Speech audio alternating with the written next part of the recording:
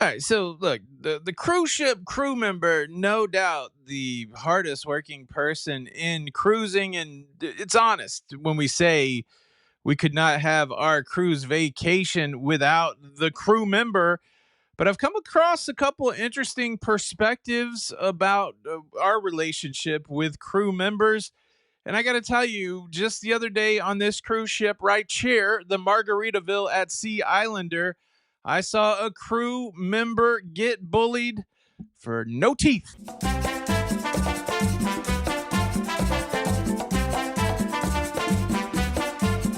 Hey, what's up, everybody? Welcome to La Lido Loca.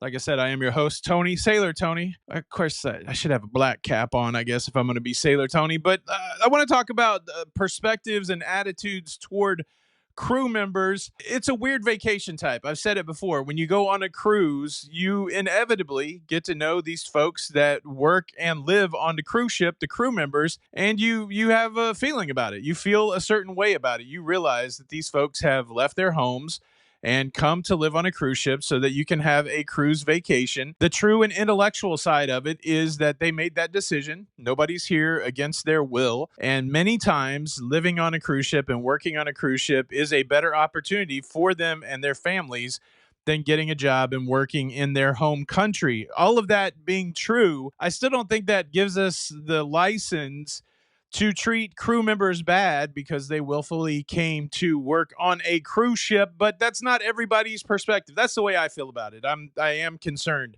about the treatment of crew members. I am concerned about whether or not they're getting enough money. I am concerned that if they're a tipped employee, if they're not getting the tips that they need, those things all do come to mind for me. But not everybody, again, like I said, has that perspective. Let me read you this post I found on Cruise Critic. I would be interested to see if this sums up how you feel about crew members. So I found this post in a discussion about the very thing that we're talking about, crew member treatment. And this person who posted said, "Sorry, but as guests, we have paid for services. We have got to a position in life that we can afford to take cruises.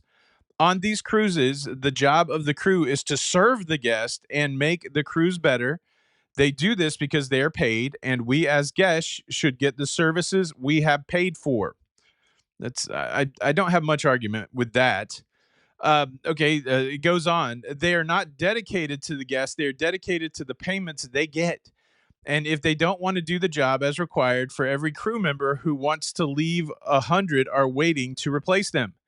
If they could get better jobs, they would. But the simple fact is, in the capitalistic system, they are at the bottom.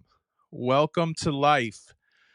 I kind of take umbrage with the starting to classify people that work these jobs.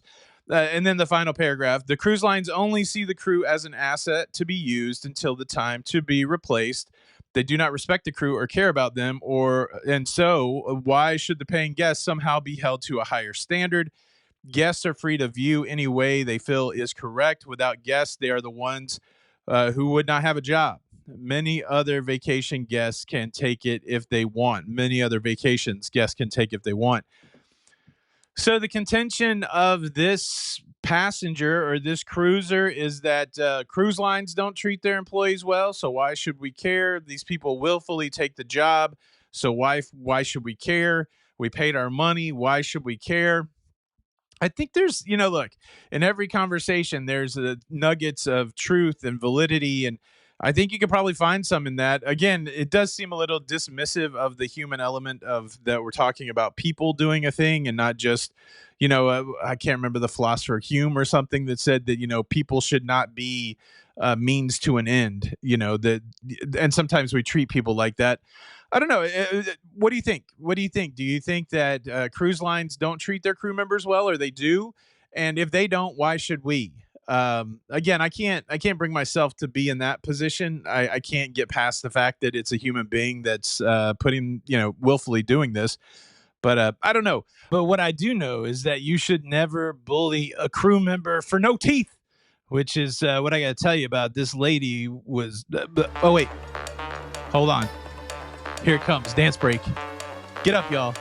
Dance break. Cruise cabin edition.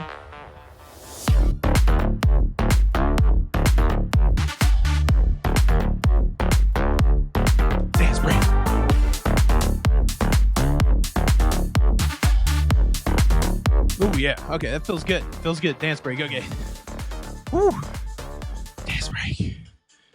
Cruise cabin dance break. How about that? Okay, look, let me give you some context. This happened in the casino. It happened on the blackjack table. Let me give you this information about casinos on cruise ships, casinos on land. Whenever you go up to a table game, there's a big sign posted that tells you how much the minimum bet is.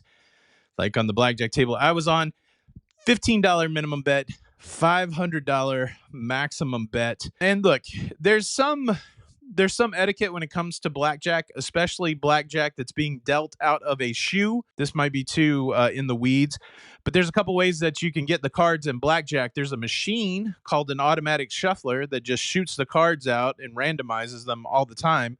Or there's a plastic device where you can put multiple decks of cards in, and one card is dispensed at a time manually by the dealer, and that's called a shoe. If you're playing blackjack, the manual shoe approach is better than the automatic shuffler. And fortunately, here on Margaritaville at Sea Islander, they have the shoe. And so a piece of blackjack etiquette is if you come up to a table and they're mid-shoe, you want to check with the players to say, hey, can I jump in case they're on a good run? You don't want to throw off the mojo of the cards by introducing another player mid-shoe, or you just wait until the shoe is done and they start to shuffle the cards again. The lady who sat down, obviously not familiar with how to tell what the minimum bet was on the table, and unfamiliar with the blackjack etiquette of not coming in mid-shoe. Either way, I don't care. I just feel like the cards are the cards and the money will be the money. So the mid-shoe thing doesn't bother me. But disrupting and slowing down the game is a bit of a challenge if you're somebody who likes to gamble for pleasure. And well, let me tell you this. There was some disruption getting ready to occur. The lady sits down and she pulls out, I think, $8 in $1 bills. And she, it's the middle of the game. The dealer's flipping cards and resolving things. And she just, she throws her $8 down and says, I need chips. And the dealer said, well, ma'am, just a second. Let me finish this hand and then I can get you some chips. Dealer resolves the hand. She takes the $8 and $1 bills. She gives the player, this lady, one red chip, a 5, and 3 1 singles. And the lady proceeds to put the 5 in the betting spot and starts to wait for her cards. As the dealer started to deal, she noticed that the lady did not have the minimum bet of $15 in the betting spot. And she said, ma'am, the table minimum is $15. And the lady's like, well, what does that mean? So, well, ma'am, that means if you want to play the game here on this table, you have to have, $15 in front of you. So the lady digs in her purse. She digs out some more money. They make some change for her, and she's able to place the $15 bet. Cards start getting dealt around, and before anybody starts making any decisions, the lady's upset. She gets mad, and she's mad at the dealer because the dealer, she's a female dealer, she's not showing any of her teeth when she is smiling. The lady starts saying, girlfriend, if you want me to play at this table, you're going to have to smile. Now, the dealer had a pleasant look on her face. She had a turned up grin, but she didn't have a smile that revealed the teeth, which is true for a lot of people. Some people smile and it's not a teethy smile. So the dealer actually stops. She looks at the lady. She shows her that, her smile, which isn't a teethy smile. And the lady's like, well, girlfriend, that ain't good enough. Like, I need to see some teeth. And if you don't show me some teeth, then I'm going to get up and leave the table. Oh, which, wasn't going to hurt our feelings. And I feel even stupid saying this. The lady that was doing the girlfriending and the complaining was an older white lady, because I know how some people roll in these comments, and there's some pretty prejudiced people out there, unfortunately. And I feel stupid to even have to say what the race of the person is, but I just don't want to deal with a bunch of racist comments, which is inevitable. I think I have most of them caught by the filter. But yeah, so for those that are probably, wondering, it was a older Caucasian lady that was causing the fracas. The dealer, she was like flummoxed. She was perplexed. So we finished the hand. She lost the hand, but she just kept going on about, I can't believe I need to see a supervisor. This lady's not smiling enough for me. I'm here to get people to smile for me. And if you're not smiling for me, I'm going to get up and leave the table. And well, much to the happiness of the rest of us, she did get up and leave the table. And that's when it got worse. She continued to complain that the girl wasn't smiling. The dealer wasn't smiling. And, again, we can question whether this was the right call or not. But as she was leaving, The dealer did say to her, "Thank you. I hope you have a good rest of your cruise." She said it pleasantly, but I guess if you do the social math on that after all that interaction, this set the lady off, and she started giving her the f bomb everywhere. F you, f this, f that. Her telling her thank you and have a good rest of it did not set well with her, and she just mouthed off with the f bomb the whole way until she got to the next table where she started the whole "can you smile again" routine.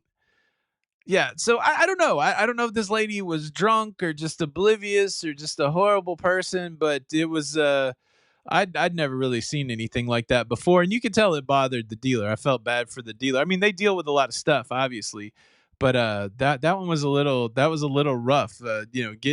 Getting dogged out because your natural smile wasn't teethy enough. Let me throw it over to you. Are you ever right to demand a smile? And if you don't get the smile that you want, should you be able to make a big fit about it? Do crew members deserve some sort of respect? I feel like the answer to that one's obvious, but what do you think about that original post? We paid our money, we get the vacation we deserve, and if that comes on the challenges of people that chose to do the job, so be it. Interesting perspectives. Thank you so much for checking out today's episode. If you dug it, please consider subscribing and hit the like button, and there'll be another video popping up about rude cruise passengers right here. Check that one out next. Tony for La Lido Loca. Till the next time, we'll see you on the Lido. Bye.